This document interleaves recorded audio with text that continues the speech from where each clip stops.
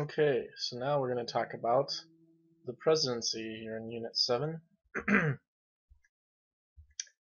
With all presidents, the American public is usually looking for the perfect combination, right? We want a president who's powerful and who can also do good. Someone like George Washington, Thomas Jefferson, Lincoln, Roosevelt, Kennedy. But at the same time, we don't want a president who can get too powerful. So even FDR, with his court packing plan that we talked about earlier in the judicial branch court part of the course, we don't want an emperor because we have that strong stream of democracy and independence running through us, and we're also skeptical of concentrated power. So we want a president who is powerful and a strong leader, but at the same time not too powerful to overwhelm the democratic system.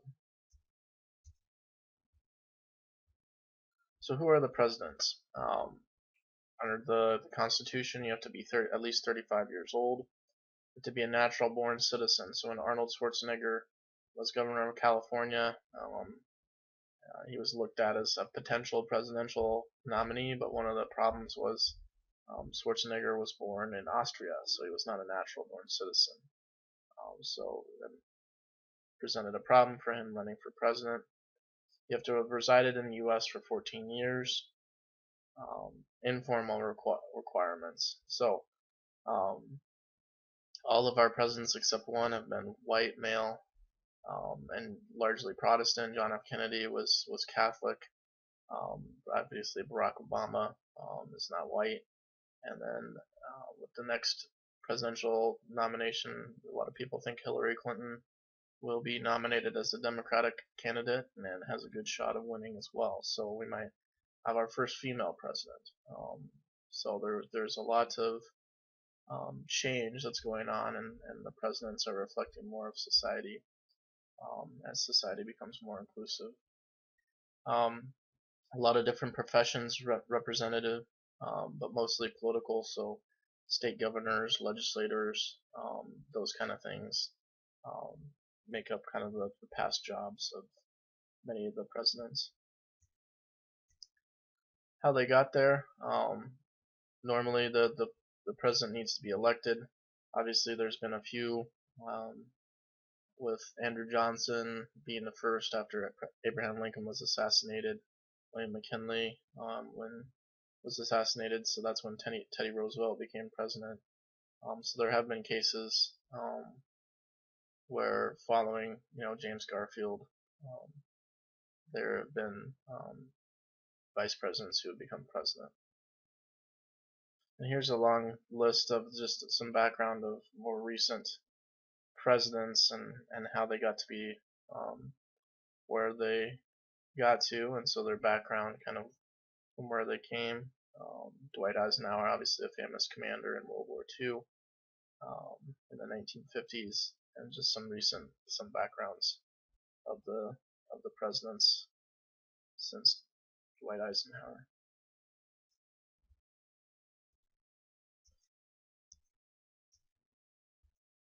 In terms of succession, if the president leaves office due to death, resignation, or removal, the vice president becomes the president. Impeachment is investigated by the House, and if impeached, they are tried by the Senate with the Chief Justice of the Supreme Court presiding. Only two presidents have been impeached, Andrew Johnson and Clinton, and neither was convicted. So Andrew Johnson was, again, very closely upheld during kind of the radical republicanism and Reconstruction during the Civil War. Bill Clinton, following the Monica Lewinsky scandal, alleged to have lied to Congress and investigations and testimony that he gave, again was not convicted but was tried. The 25th Amendment clarifies if the president becomes disabled, then the vice president shall step in. And here's a list of incomplete presidential terms and why. The first couple, William Henry Harrison, as you can see there, was only in office for a month. He actually gave his inaugural speech during a rainstorm and caught pneumonia during his inauguration and died a month later from that. So he was in office for only a month. Zachary Taylor also died in office, and then Lincoln, Garfield, and McKinley were all shot. Harding passed away, Roosevelt passed away, Kennedy was shot, and Nixon resigned as a part of Watergate. So the incomplete presidential terms are listed there. Constitutional powers of the president. We looked at these earlier when we were looking in the Constitution. Commander-in-Chief, in terms of national security powers, treaties with other nations that require ratification of the Senate, nominates ambassadors, serves as ceremonial head of state. Legislative powers, the State of the Union, recommend legislation, convene houses of Congress to sessions, veto power, administrative powers. The entire executive branch is under the president's guidance, and judicial powers gets to nominate federal judges or give pardons and those kind of things. So there's several different roles of the president as chief diplomat, chief legislator, chief executive, commander-in-chief, chief politician, and chief of state. So all of those are different roles. So in England they have the prime minister, and then you have the kind of the queen that does a lot of the ceremonial chief of state kind of things. In the United States, the president serves in a lot of those functions. As we talked about before, when the founding fathers first wrote the Constitution, it was intended that the Congress would be the most powerful branch. But many of the recent presidents and presidents after that have expanded the role of the president and developed new rules for the office. Through the 50s and 60s, a powerful president was perceived as good. From the 70s on, so obviously with Watergate, the presidential power was checked and distrusted by the public. So, there were several. It's still a very powerful office, and it's continued to be expanded in terms of its reach. And that's kind of a new co-equal branches between the Congress and the president.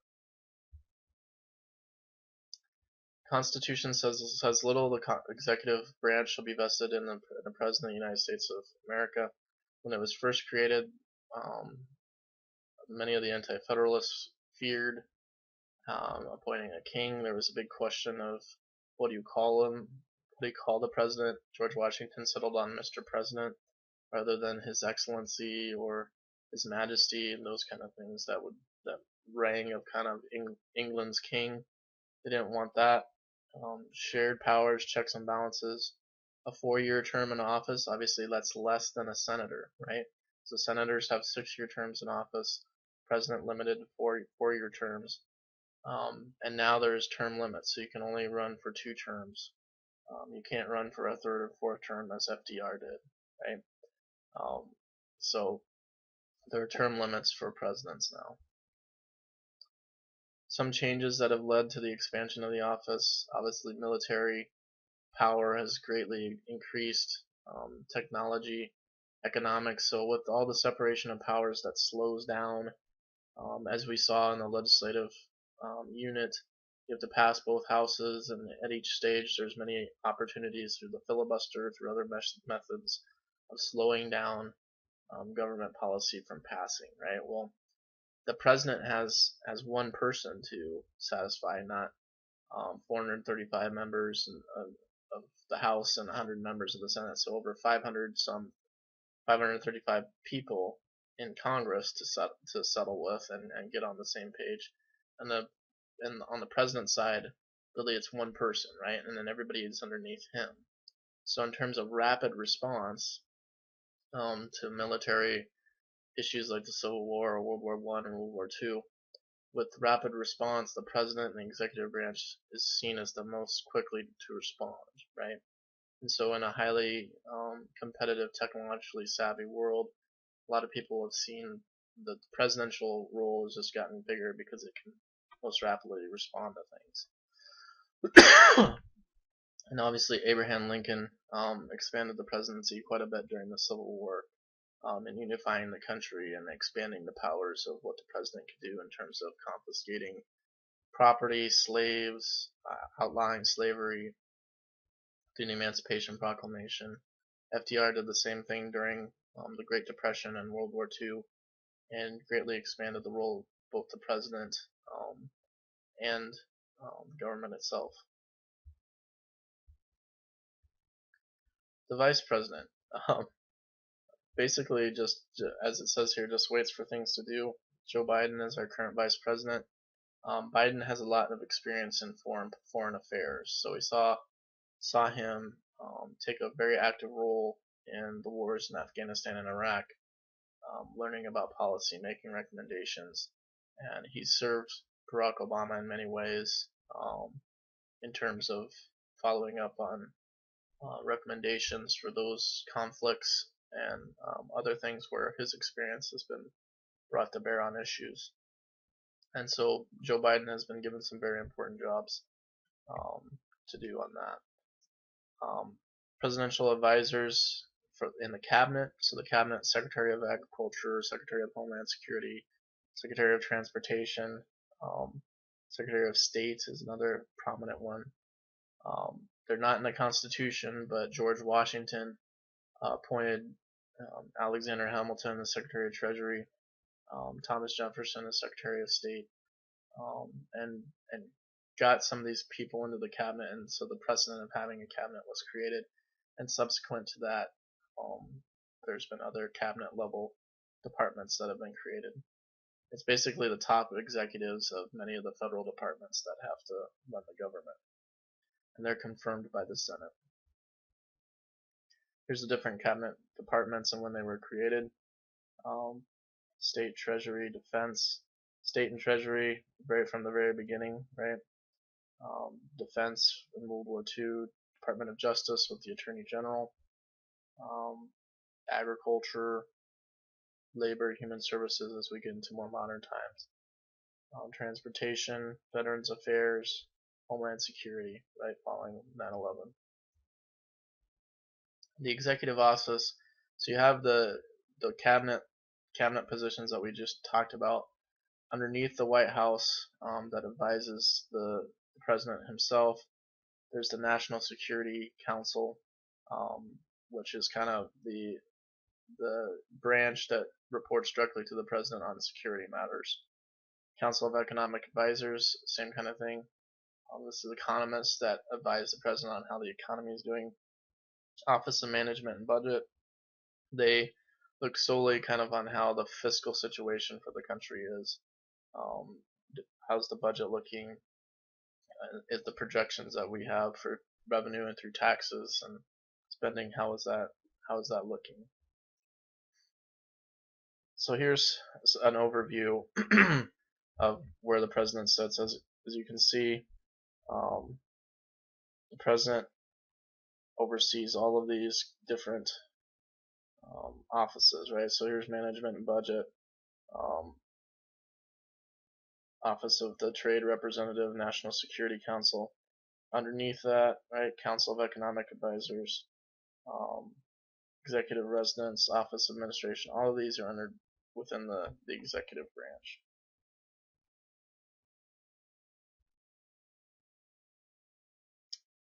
So there's three principal groups: Council of Economic Advisors, Office of Management and Budget, and the National Security Council. Those are kind of the most important ones.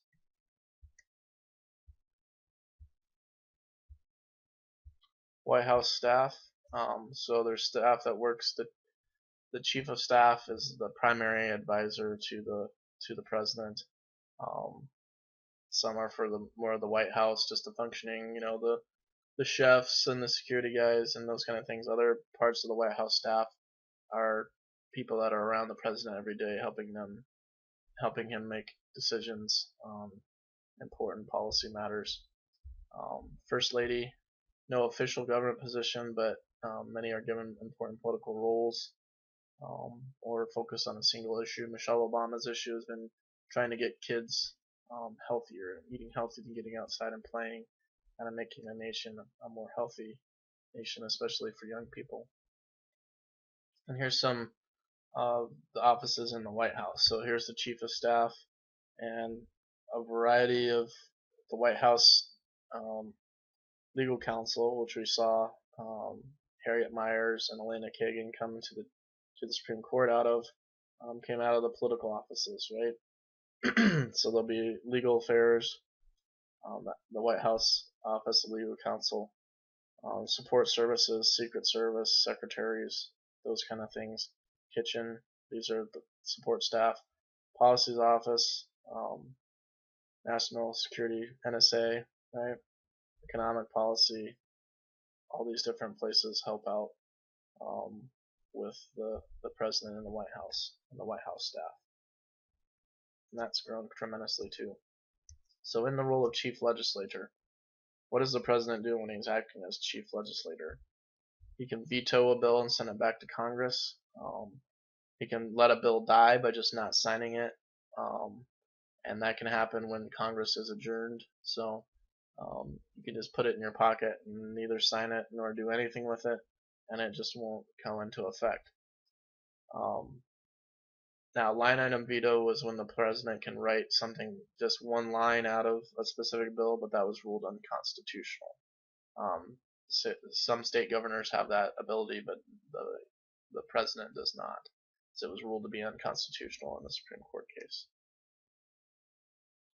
Vetoes are most used to prevent legislation, and a lot of times vetoes are seen as a fairly weak presidency, right? So if a law is getting all the way through Congress and coming before the president, that means the president's not really in charge of Congress, because if the president was really in charge and controlling Congress or getting his way in Congress, then the legislation that he didn't want to see happen would never get all the way to his desk, so that would be vetoed. So vetoes are usually seen as a sign of weakness rather than a strength, because it shows that an inability to really kind of get your way in Congress and stop a bill that you don't want.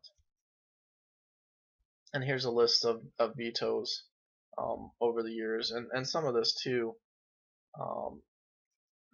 Obama's not this was not all the way through Obama's presidency, but there's just been very little legislation that could make it anywhere in Obama's presidency because of how polarized Congress has been. But needless to say, there's been a tremendous drop in vetoes between Bush and Obama, as opposed to Clinton, George H.W. Bush, Reagan, Ford, and those guys. Obviously, the veto can be overridden as well. And you see there with George W. Bush, 4 of his 12 vetoes were overridden by 2/3 of Congress, right? And so vetoes, pocket vetoes as well, where the president simply doesn't act on it while Congress is adjourned, those have dropped quite a bit as well. Shared powers with the Congress. So party leadership. If you're president and you're part of the president's party, there should be some joint goals and unified fronts between the party. We saw recently with the trade deal in Asia that Obama had wanted to get was a little bit undermined by his own party. The Democrats in his own party were nervous about what it was going to mean towards workers in the United States, so they did not support the trade deal, and it didn't go through. For party support, the presidents can't always count on it, but they hope to have that. And the president is seen as the leader of the party that he's in. So right now, Barack Obama would be seen as the leader of the Democratic Party. And presidents can, support other candidates for office if they're popular by going out and campaigning in congressional districts. Where if the president's popular, the president's not popular, he probably won't be invited to campaign in that congressional district. This is always an interesting graph. This is congressional gains or losses for a president's party in presidential election years. So when a president comes into office in a presidential year, you can usually see a positive growth for them in the year that they come into office, because everybody's kind of riding the president's coattails. There's a lot of support for the president's party at the time they come in. And so you see there, by and large, they're positive numbers when the president comes into office for the president's same party in other parts of Congress.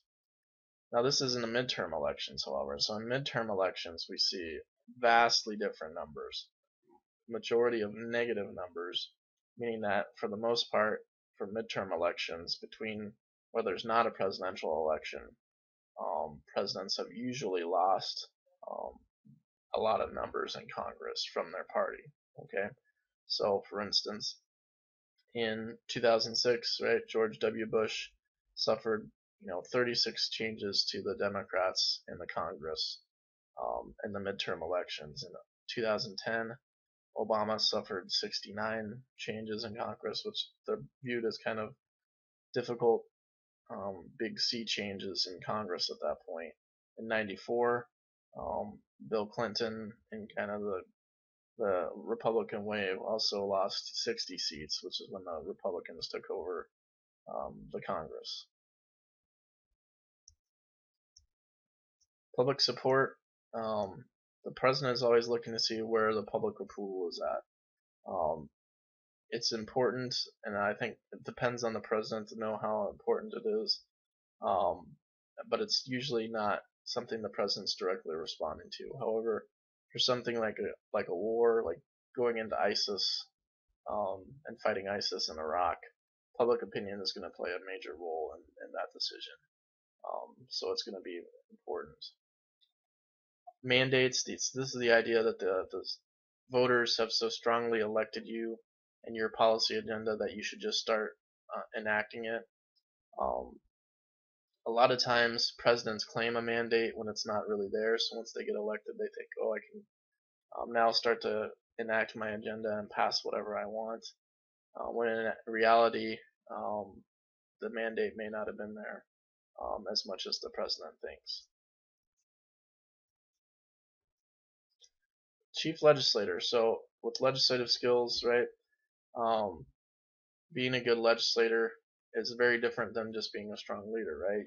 You have to bargain a lot. You have to kind of schmooze, consult with Congress, eat dinner with them, convince them, they should be on your side, all this kind of stuff. Um, the most important part of bargaining is lobbying with Congress if you're the president. Lyndon Johnson was one of the best at doing that kind of thing, right? Other presidents have either succeeded or failed or somewhere in between in doing that, and that's usually gone directly to their success in getting their legislation passed. There's usually a honeymoon period after the president's first elected where everybody's kind of excited about the new direction of the policy, and depending on how those first few months go, is how long such a honeymoon period can last, right? But the president gets to set the legislative agenda in a lot of situations. The president is also chief diplomat, right? So the president negotiates treaties that have to be approved by the Senate. Executive agreements. So, for instance, Roosevelt during World War II secretly transferred a bunch of destroyers. In World War II, the American public really did not want to get involved in the Second European War after World War One, right? So they were very against intervening in World War II because they were isolationists all over in the country and didn't want. This is pre-Pearl Harbor. Did not want to support Britain and those kind of things. But Roosevelt kind of knew the way the winds were blowing and knew that Hitler was going to need to be stopped. Otherwise, um, he would run roughshod over the entire world. And so um, he had been communicating with Churchill for quite a while in Great Britain, and Churchill kept asking Roosevelt to do more, and Roosevelt secretly, through an executive order, transferred 100 destroyers from the Navy to Churchill in exchange for some leases at some different military bases around the world. And clearly it was just kind of a handout of naval ships to the British so they could defend themselves. So executive agreements that was didn't go through Congress or anything.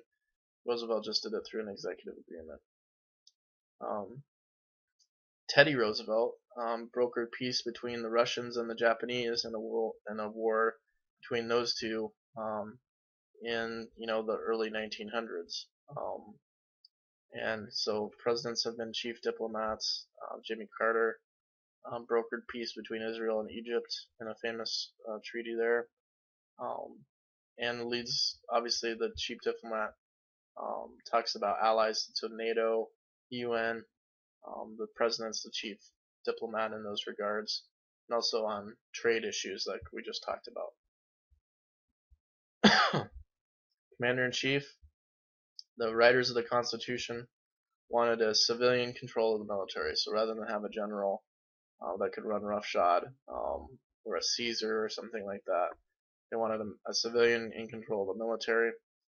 Presidents often have to make difficult decisions about whether to use the military or not. Um, Commanding a standing army of 500,000 soldiers and nuclear bombs, we had no idea that that was going to be the reality for military force back when the country was being founded with the Constitution. But now that president finds himself, at the control of nuclear weapons that could end the world, and that's just a vastly different situation than could have even been imagined when we were writing the Constitution. War powers, we talked about this, the War Powers Resolution. Congress declares war. Presidents can commit troops for 60 days under the War Powers Act, which we looked at very closely in the first couple of units of this class. The War Powers Resolution, there's always been questionable constitutionality, but it's an attempt to settle the matter between the president and Congress when there's obvious ambiguity in the Constitution on how far commander-in-chief versus declaring war goes. And presidents continue to test the limits of that, and we see that again in the war against ISIS, justifying it under old resolutions rather than new ones. The president is kind of the chief crisis manager. So Hurricane Katrina, right? And those kind of things, the president has to kind of come in and help sympathize with the nation. Some of the recent school attacks, those kind of things, Obama has weighed in as a father. Any kind of the crisis management stuff the president can get involved in. The president in that situation can either hurt or help their image.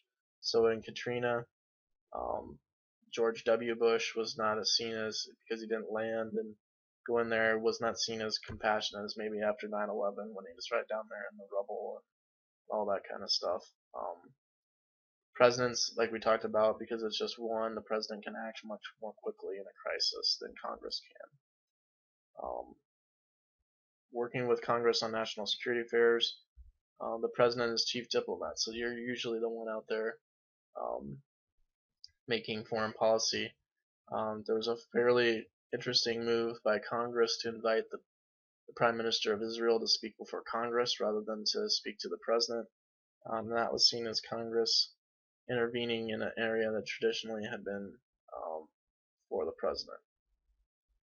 The Congress still has the purse strings for any kind of financial war, but it's always difficult, even if you're a congressperson who doesn't like the military conflict, still a very difficult vote to come in and say, all right, well, the soldiers are over there, but we're not going to give them the right funding so that they can be protected from IEDs or get bulletproof vests, and that we're just not going to fund it. And the action of not funding it, if it costs people their lives, will probably cost that congressperson their job. So it's a delicate thing.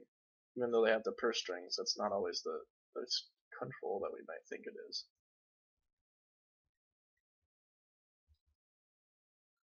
So power from the people. The president can go public, meaning that if the president's having a hard time getting his agenda passed in Congress, the president can kind of go out, so to speak, on the policy campaign trail and say, well, I want Obamacare, so I'm going to go out and campaign in the public to see if I can drum up support, and to have the public put pressure on their congressperson to change the congressperson's attitude towards the policy that's having a difficult time or something. But not always with a difficult time. Sometimes the president just wants to drum up a lot of enthusiasm for the new policy that they're trying to get. So they'll stage appearances across the country. You're in the factory with the common blue collar guys and gals that you want to show are just like you, and the president's there with them, and this is what this policy means to you. It's going to get factory workers. We're going to build environmental solar panels, instead of um, gas guzzling cars. That's the new economy and all that kind of stuff. So presidents often do a lot of ceremonial things, trying to get favorable press coverage for what they're doing. And here's the approval ratings for different presidents, right? So again, this is only through 2012, but as you can see, George W. Bush, the war in Iraq really drug him down. George H.W. Bush, the declining economy, right? Clinton, gradually as the economy recovers, improves. Obama has kind of seen a drop from the initial high approval ratings on, came in on such a wave of enthusiasm, but then a lot of that enthusiasm waned after the honeymoon period, and has stayed fairly underneath 50% for a while there. Other presidents, as you see, Lyndon Johnson, war in Vietnam, just really tanked his approval rating. Obviously, Watergate for Nixon. Carter, we had several things with the Middle East and Iran, right? We had a failed attempt to, we had some helicopters go down and military members get killed. Reagan kind of all over the board, right? He had a couple of the Iran-Contra scandal, then he recovered from that. It's just interesting to see. It's very difficult for the presidents to hold on to their initial popularity, as you can see there. All of them have kind of gone down. Reagan is the one example of somebody that went down and then came back up. Clinton had kind of a steady climb from where he started from.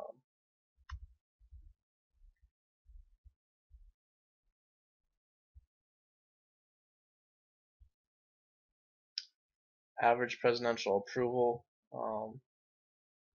during terms of office. Obviously, this is through 2002, and then Bush's would have gone down quite a bit. This doesn't have Obama on this chart, but it shows kind of the average approval rating for all the presidents. Presidential character. So this is an interesting chart that tries to predict the type of president that we would want.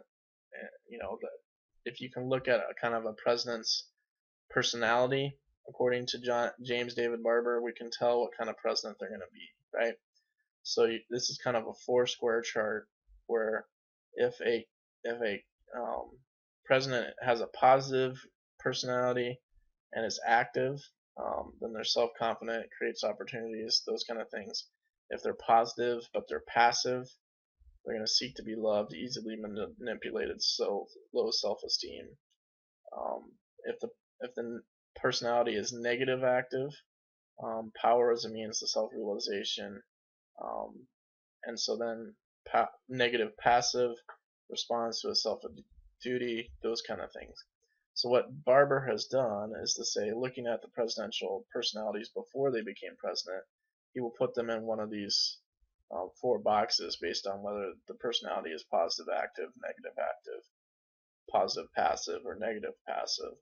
And we can tell what kind of president they're going to be, good, bad, or otherwise.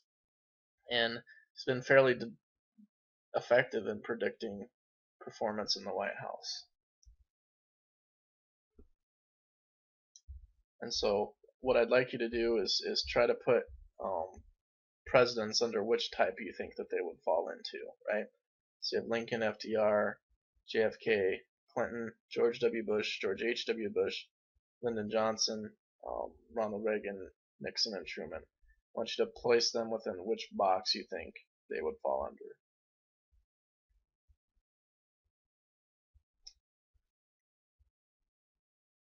Policy support. So being an effective speaker for the State of the Union is important. And even if you are the public, you got to be a good communicator to be a popular president. The president needs to get the public active by going public and speaking to the public to get them to move Congress. Sometimes that's not always effective, but that's what the president is trying to do.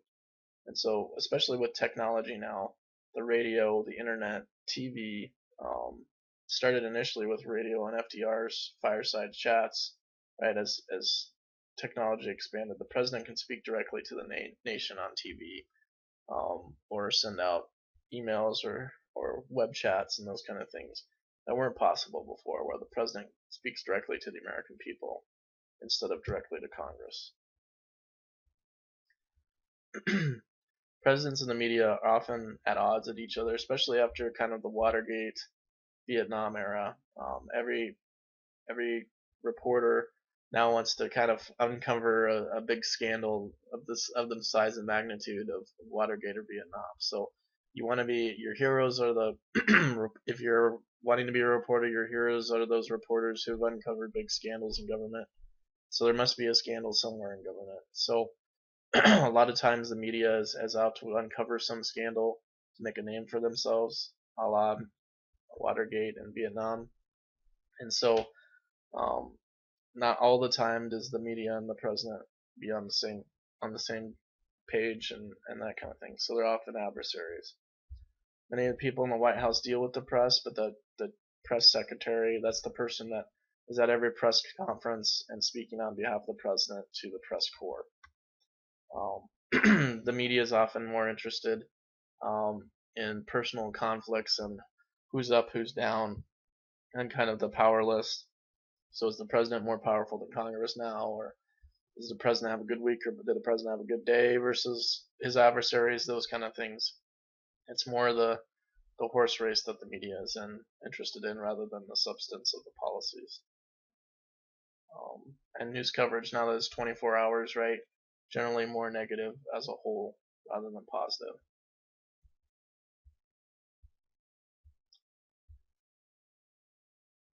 There's still concerns that the president has gained too much power, right?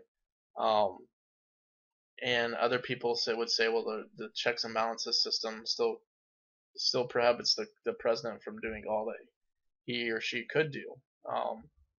But and obviously the scope of government has grown as well, and the presidents have increased it. So there's still this uneasiness with the size of the government and the fact that the presidential power has grown so much and is such a quick reaction, especially the War Powers Act and things like that. The president has tremendous power from both an economic standpoint and a military standpoint to affect policy in the country. And given the scope of the government and globalism, that makes some people uneasy. So the question would be, should the president be able to do more to directly pass and enforce laws given the fast-paced and complexity of modern life, or should we still maintain strict support for the separation of powers and passing laws through Congress? And so I want you to answer that yes or no in the